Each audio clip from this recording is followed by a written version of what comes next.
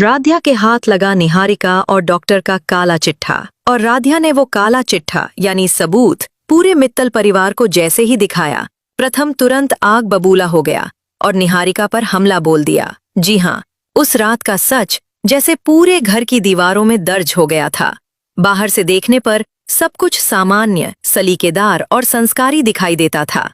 एक प्रतिष्ठित परिवार, बड़ा सा मकान, ऊंचे सिद्धांतों की बातें और परंपराओं की लंबी सूची। मगर भीतर रिश्तों के बीच ऐसी अनकही दरारें थीं जिन्हें कोई खुलकर स्वीकार नहीं करता था। निहारिका की चालाकी का पर्दा जब उठा और सच प्रथम के सामने आया तो उनका धैर्य जैसे टूट गया। उनका स्वभाव हमेशा से थोड़ा तीखा रहा था, लेकिन उस दिन गुस्से ने जैसे उन्हें अंधा कर दिया।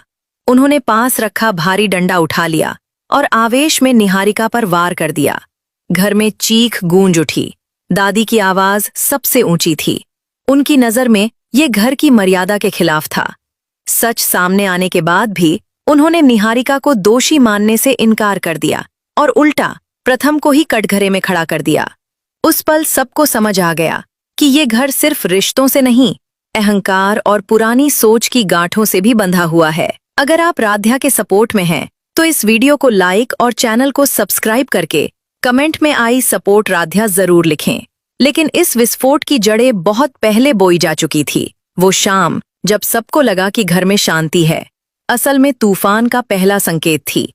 प्रथम और राध्या अपने कमरे में थे। दिन भर की थकान के बाद कुछ हल्की फुल्की बातें, थोड़ी हंसी, थोड़ी नोक-झोंक, एक सामान्य दाम्पत्य का सुकून भरा पल। राध्या की आंखों में अपनापन था और प्रथम की मुस्कान में राहत।